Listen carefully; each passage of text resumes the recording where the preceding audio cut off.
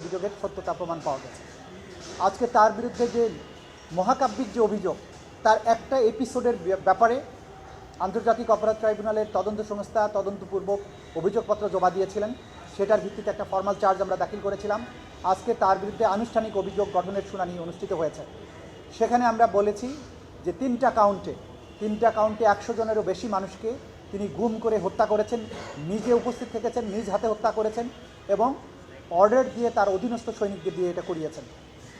তিনি যখন র্যাবের ডাইরেক্টর ইন্টেলিজেন্স হিসাবে দায়িত্ব পালন করতেন, সেই সময় থেকে শুরু করে এডিজি অফিস হয়ে যতদিন দায়িত্ব পালন করেছেন, সেই সময়কালের মধ্যে বাংলাদেশের বিভিন্ন জায়গা থেকে ভিন্ন মতাবলম্বী রাজনৈতিক কর্মী, শেখ হাসিনা সরকারের জন্য হুমকি হয়ে ওঠা ব্যক্তিবর্গ এবং এই গুম খুনের ব্যাপারে যারা সাক্ষী ছিল, যারা এগুলোকে দেখেছে, বিশেষ করে আলকাস মাঝির কথা আমি যদি বলি, যে আলকাস মাঝির ট্রলারটাকে সে ভাড়া করেছিল এই চরদুয়ানি হয়ে বলেশ্বর নদীর দিয়ে সমুদ্রের মোহনায় গিয়ে লোকদেরকে হত্যা করে লাশ ফেলে দেওয়ার কাজে তার ট্রলার ব্যবহার করা হতো।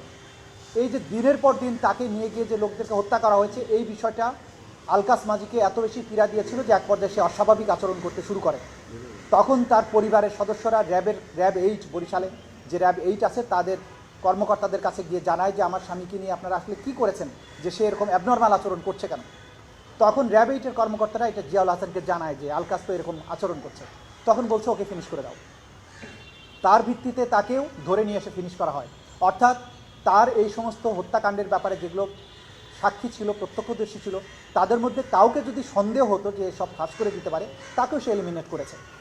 এবং আমরা আজকে আদালতে 3টা কাউন্টের মধ্যে দেখিয়েছি যে র্যাব অফিস থেকে গোপন বন্দিশালায় বন্দি করে রাখা বন্দীদেরকে জিয়াউল হাসান বিভিন্ন সময়ে তার গাড়িতে তুলে নিয়ে গিয়ে যখন টঙ্গী হয়ে ভৈরব পর্যন্ত এই বাইপাস রাস্তার মধ্য দিয়ে একদিনে সেখানে আমরা 3 জনের সাক্ষ্য প্রমাণ পেয়েছি যে 3 জনকে তুলে নিয়ে গিয়ে একটার পর একটা হত্যা করে, গুলি করে হত্যা করে নালার মধ্যে, নদীর মধ্যে লাশগুলো ফেলে দেওয়া হয়। কিন্তু পরবর্তী সময়ে যেগুলো আরও পাওয়া যায় যে শীতলক্ষা নদীতে সে কয়েক শত মানুষকে গুলি করে হত্যা করে তাদের পেট কেটে নাড়িঘুড়ি ফেলে দিয়ে ইট এবং সিমেন্টের বস্তা বেঁধে দিয়ে লাশ ফেলে দিয়েছে।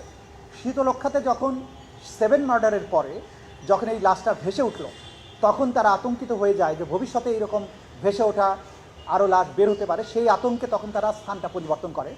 তখন এটা চলে যায় বড় নদীতে, অর্থাৎ বরিশালের বরগুনাতে চরদুয়ানি নামে একটা ঘাট আছে, সেখান থেকে খালের মধ্যে করে ট্রলারে করে লোকদেরকে নিয়ে বলেশ্বর নদীতে যাওয়া হতো প্রথমে, এবং বলেশ্বর নদীর থেকে জোয়ার ভাটার হিসাব করে সুন্দরবনের দিকে, মোহনার দিকে যাওয়া হতো। এবং যেখানে গিয়ে গভীর সাগরে যে অংশে লাশটা ফেললে লাশগুলো পুনরায় ভেসে ওঠার কোনো আশঙ্কা নেই, সেরকম জায়গায় গিয়ে সব বন্দীদের হাত পা বাঁধা অবস্থায় তাদের জমচুপি পরানো থাকতো, তাদের জমচুপিটা খুলে মাথার সামনে একটা বালিশ রেখে তারপরে তাদেরকে গুলি করে হত্যা করা হতো। বুকের সামনে বালিশ রেখে বুকে গুলি করা হতো।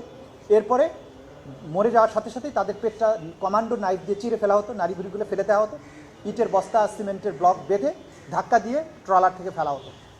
এই যে নারকীয় হত্যাযজ্ঞ, এগুলো যারা সাথে থেকে এগুলো প্রত্যক্ষ করেছেন, যে সমস্ত মাঝিরা ছিলেন তারা এখানে সশরীরে সাক্ষী দিচ্ছেন, যে সমস্ত অফিসাররা তার সাথে গিয়েছিলেন তাদের অনেকেই সাক্ষী দিয়েছেন। এবং এর মাধ্যমে তারা বলেছেন যে এই সব লোকদের পরিচয় আমরা জানতাম না। দেখা গেল একদিন 8-7 জন লোককে নিয়ে গেছে, তার মধ্যে 2 জনকে সুন্দরবনের ভেতরে ঢুকিয়ে আগে গুলি করে হত্যা করে ফাঁকা আওয়াজ করতো গুলি, যে এখানে অনেক বন্দুক যুদ্ধ হয়েছে। তারপরে সাংবাদিকদের নিয়ে বলেছে যে 3টা লাশ পড়ে আছে। ওই 3টা লাশ ক্রস ফায়ারে মারা গেছে বলে তারা আবার নৌকায় করে ফেরত নিয়ে এসে বিভিন্ন থানাতে জমা দিত যেগুলো ক্রস ফায়ারে মারা গেছে। কিন্তু 10 জন নিয়ে গেল, 3টা লাশ ফেরত দিল। বাকি যে 7 জন যারা বিভিন্ন স্থান থেকে যাদেরকে গুম করা হয়েছিল, তাদের অস্তিত্ব যাতে বোঝা না যায়, তাদেরকে গুলি করে তাদের লাশটা সাগরের মধ্যে ফেলে দেওয়া হয়। এই জন্য আমরা বলেছি যে এগুলো অজ্ঞাতনামা। অজ্ঞাতনামা হলে অপরাধ হবে না তা কিন্তু নয়। সাক্ষীরা সবাই বলছে, যারা সাথে থেকে ধরেছে বন্দীকে, যারা রক্ত পরিষ্কার করেছে, তারা বলেছে যে এইরকম 10 জন লোককে ফেলা হয়েছে আজকে, কালকে 15 জন, কালকে 10 জন, কালকে 20 জন, 3 জন, 4 জন, এইভাবে শতাধিক মানুষকে হত্যা করে পেট চিরে লাশ ফেলে দেওয়ার চাক্ষুষ সাক্ষী আমাদের কাছে সাক্ষী দিয়েছেন, যাদের তথ্যের ভিত্তিতে এই ফর্মাল চার্জটা দাখিল করা হয়েছে। এর বাইরে 5 শতাধিক ব্যক্তির হত্যাকাণ্ড সংক্রান্ত প্রত্যক্ষদর্শীর সাক্ষী আমাদের কাছে আছে, যেগুলোর আরও অন্যান্য এভিডেন্স কালেক্ট করার জন্য আলাদা তদন্ত চলমান আছে, যেগুলো খুব শীঘ্রই হয়তো দাখিল করা হবে। আমরা আদালতে বলেছি যে গুম খুনের যে মহাকাব্যিক যাত্রা শুরু করেছিল বিগত সরকারের আমলে, সবচাইতে নিষ্ঠুরতম, সবচাইতে কুখ্যাত ব্যক্তি হচ্ছে জিয়াউল হাসান, যার হাতে শত শত মানুষ এরকম গুম হয়েছে এবং নিহত হয়েছে, যার অকাট্য প্রমাণাদি প্রসিকিউশনের হাতে পৌঁছেছে। সুতরাং এইরকম নিষ্ঠুরতম খুনির বিচার এটা জাতির স্বার্থে, মানবতার স্বার্থে এটা করতে হবে, তা নাহলে মানবতা ভুল লুণ্ঠিত হবে। বাংলাদেশের এই বিচারের ব্যবস্থা এবং এই রাষ্ট্র ব্যবস্থার প্রতি মানুষের অনাস্থা চলে আসবে যদি এইরকম নিষ্ঠুরতম খুনির বিচার না হয়। বাংলাদেশে গুম খুনের জন্য যদি একজন মানুষেরও বিচার করতে হয় সেটা হবে জিয়াউল হাসান। সুতরাং তার বিরুদ্ধে এই ধরনের সাক্ষ্য প্রমাণাদি আমরা হাজির করেছি। বিচার শুরুর জন্য আনুষ্ঠানিক অভিযোগ গঠনের শুনানি আমাদের পক্ষ থেকে যেটা করার কথা করা হয়েছে। আসামি পক্ষ একদিনের সময় পেয়েছেন, 8 তারিখে তাদের পক্ষে শুনানি অন্তে আদালত চার্জ গঠনের ব্যাপারে প্রয়োজনীয় আদেশ দেবেন। অভিযোগ যদি গঠন হয় তারপর থেকেই সাক্ষ্য গ্রহণ শুরু হবে এবং এই বিচার, বাংলাদেশে গুমের বিচার ইনশাল্লাহ হবে। যত ষড়যন্ত্র হোক, যত ধরনের পরিকল্পনা করা হোক, ইনশাল্লাহ এই সমস্ত মজলুম মানুষ যারা চিরদিনের জন্য হারিয়ে গেছেন, যাদের সন্তানেরা বাবার অপেক্ষায় আছে কিন্তু জানে না বাবা বেঁচে আছে না মরে গেছে, তারা শিশুর থেকে আজকে যৌবন নিয়ে পৌঁছেছে, স্ত্রীরা বিধবা হয়েছেন কিন্তু নিশ্চিত হতে পারেননি যে তার স্বামী আদৌ মারা গিয়েছেন নাকি অন্য কোথাও বন্দী আছেন, মারা গিয়ে থাকলে কবে মারা গিয়েছেন, কোথায় তার কবর হয়েছে, আদৌ তার জানাজা হয়েছিল কিনা, যখন মারা হয় তখন তার কি শেষ কথা ছিল। এই যে অ্যাগনি, এই যে মানুষের বেদনা, এই বেদনার চির অবসান বাংলাদেশ থেকে হতে হবে। সেই কারণে আমাদের প্রসিকিউশন বা এই রাষ্ট্র এই বিচারের ব্যাপারে ব্যবস্থা গ্রহণ করেছে। বিচার হতে হবে বাংলাদেশে, এই বিচার অবশ্যই হবে এবং ন্যায় বিচার হবে। বাংলাদেশ থেকে গুম, এইভাবে চিরদিনের জন্য হারিয়ে যাওয়া, এক্সট্রা জুডিশিয়াল কিলিং, গলফ করা, গেস্টাপো করার মতো নিষ্ঠুর শব্দ ব্যবহার করে এই যে মানুষকে পেট কেটে পেট চিরে নদ নদী খাল বিলে ফেলে দেওয়ার যে সংস্কৃতি, বাংলাদেশে তার কবর হবে, বিচার হবে, এই সমাজ, এই রাষ্ট্র ব্যবস্থা আইনের শাসনের দিকে ফিরে আসবে। এটা আমরা কোর্টে সাবমিশন দিচ্ছি।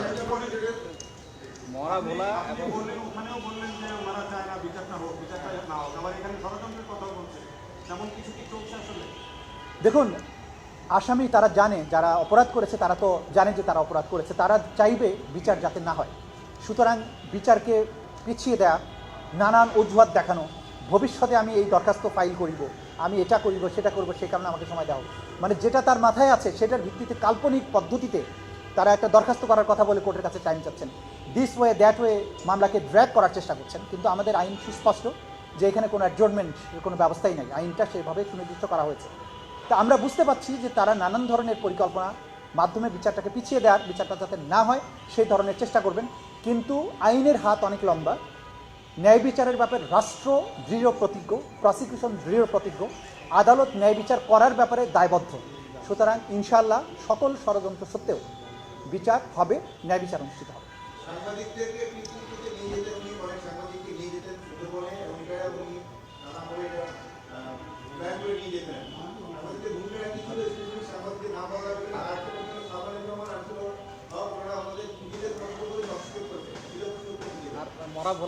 আচ্ছা, এই যে কয়েকটা অভিযানের কথা বলেছি, সেখানে আগের থেকে সাংবাদিকদের, বিশেষ করে একটা অপারেশনে হেলিকপ্টার ব্যবহার করা হয়েছিল, আগের থেকে ঢাকার থেকে সাংবাদিক নিয়ে যাওয়া হয়েছে, নিয়ে গিয়ে আগে বনের ভেতরে মাচা বানানো হয়েছে, সেখানে চাল ডাল হাঁড়ি পাতিল রেখে এসে তারপরে বাইরে থেকে বন্দীদের, যারা হয়তো কয়েক মাস আগেই তাদের গ্রেপ্তার করা হয়েছে, এদেরকে আগে অন্য ট্রলারে করে ওই ভেতরে মাচার মধ্যে রেখে আসা হতো। এরপরে সাংবাদিকদের নিয়ে বাইরে অবস্থান করতো যে আমরা এখন অভিযানে যাচ্ছি, কিন্তু ভেতরে তার সৈন্যবাহিনী থাকতো, যেখানে তারা গুলি করে সাংবাদিকদের বাইরে রেখে তারা ভিতরে ঢুকে ওদেরকে গুলি করে আগে হত্যা করতো, করার পরে ফাঁকা গুলি ছুটতো ব্যাপকভাবে, দেখানোর জন্য যে এখানে প্রচণ্ড বন্দুকযুদ্ধ অনুষ্ঠিত হচ্ছে। তারপরে বাইরে ফের বেরিয়ে এসে সাংবাদিকদের ইনভাইট করতে যে চলেন এবার এসে দেখেন আমরা কত বড় যুদ্ধ করেছি। কিন্তু ভেতরে যারা অভিযানে ছিলেন সেরকম প্রত্যক্ষদর্শীরা আমাদেরকে বলেছেন যে যে লোকদেরকে ওখানে হত্যা করা হয়েছে তাদেরকে অনেক আগেই বন্দী করা ছিল, তাদেরকে আগে ঠান্ডা মাথায় গুলি করে তারপরে ফাঁকা আওয়াজ করে বন্দুক যুদ্ধের নাটক করা হয়েছে। সেগুলোর প্রত্যক্ষদর্শীর এভিডেন্স আমরা পেয়েছি। যেসব সাংবাদিককে ইনভাইট করে নিয়ে যাওয়া হয়েছিল তাদের কাছ থেকেও আমরা বক্তব্য নিয়েছি, নামগুলো হয়তো এখন বলা যাবে না, সময় হলে আমরা জানাবো। কিন্তু এই যে নাটক করা হয়েছে, এই নাটকগুলোর ব্যাপারে, এটা যে নাটক ছিল সেই সংক্রান্ত তথ্য প্রমাণাদি আমাদের কাছে আছে। বিচারিক যখন প্রক্রিয়াটা শুরু হবে সেই সময় আমরা আদালতের কাছে এটা সুস্পষ্টভাবে দেখাবো। সালমান এফ রহমানের ব্যাপারে যেটা বলেছেন, ওনাদের কথোপকথনের যে রেকর্ডগুলো দেওয়া হয়েছে, ওনাদের আইনজীবী বলেছেন এটা ওনাদের না। তো ওনাদের যদি না হয়, আমরা বলছি এটা ওনাদের, আর ওনারা বলছে আমার না, এরকম যখন কথা আসবে তখন একমাত্র পদ্ধতি হচ্ছে এটা আদালতে বিচার হতে হবে। সে বিচারিত হচ্ছে। সুতরাং বিচারিক প্রক্রিয়ার মধ্য দিয়ে ওনারা প্রমাণ করুক যে এটা ওনার কণ্ঠস্বর নয়। আমরা আমাদের দিক থেকে নিরঙ্কুশভাবে প্রমাণ করব যে এটা ওনাদের কণ্ঠস্বর। সেটার ফরেনসিক টেস্ট হয়েছে, নানান ধরনের বৈজ্ঞানিক পরীক্ষা নিরীক্ষা হয়েছে, সার্কামস্টেন্সিয়াল এভিডেন্স পরীক্ষা নিরীক্ষা হয়েছে, সব কিছুর মাধ্যমে অকাট্যভাবেই প্রমাণিত হয়েছে এটা তাদের। আর এটা সত্যিকার অর্থে তাদের ভয়েস কিনা এটাকে চ্যালেঞ্জ করার একমাত্র বৈধ প্রক্রিয়া হচ্ছে একটা ফুল ফ্লেজেড ট্রায়াল। সেখানে তারা সাক্ষীদের জেরা করার মাধ্যমে, প্রয়োজন হলে তার ডিফেন্স সাক্ষী দেওয়ার মাধ্যমে প্রমাণ করুক যে এটা তার কণ্ঠস্বর নয়। প্রসিকিউশন দৃঢ় প্রতিজ্ঞ এটা তাদের কণ্ঠস্বর, এই ষড়যন্ত্রের সাথে পরিকল্পনার সাথে তারা ইনভলভ, সুতরাং তাদের বিচার হবে। একটা বিষয় সেটা হচ্ছে যে জিয়াউল হাসানের বোন এখানে বলে গেলেন যে এত অজ্ঞাত যদি হত্যাই করা হয় বাংলাদেশে এত কিছু তো গোপন থাকা সম্ভব না। এটি একটি বিষয়, উনি এটা নিয়ে প্রশ্ন তুলেছেন। আরেকটি হলো কোর্টেই বলছিলেন যে আপনাদের সাবমিট করা একটা মিডিয়ার যেই নিউজ সেটাকে উনি বলছেন যে একটা শর্ট ফিল্ম, সর্বশেষ যেটা হলো। দেখুন, আসামি পক্ষরা যা তারা আসামিকে বাঁচানোর জন্য অনেক কিছু বলতে পারে, আমরা সব কিছু আমলে নিচ্ছি না। প্রথম কথা হচ্ছে যে প্রথমটা কি বললেন আপনি, যে অজ্ঞাতনা। আচ্ছা ধরেন অজ্ঞাতনামা একজন মানুষকে আমি চিনি না, কিন্তু আমি দেখলাম আমার চোখের সামনে একজন লোককে মেরে ফেলা হলো, মেরে ফেলে তার লাশটাকে ইট বেঁধে সমুদ্রে ডুবিয়ে দেওয়া হলো। সেই অজ্ঞাত লোকটার পরিচয় না জানলে এটা কি হত্যাকাণ্ড হবে না? এটা ফেলাশ্বাস কথাবার্তা, এই সমস্ত কথাবার্তার কোনো মূল্য নেই। 71 সালে 30 লক্ষ শহীদ হয়েছে, 30 লক্ষের তালিকা কি দেওয়া হয়েছে আদালতে? কিন্তু বিচার তো হয়েছে।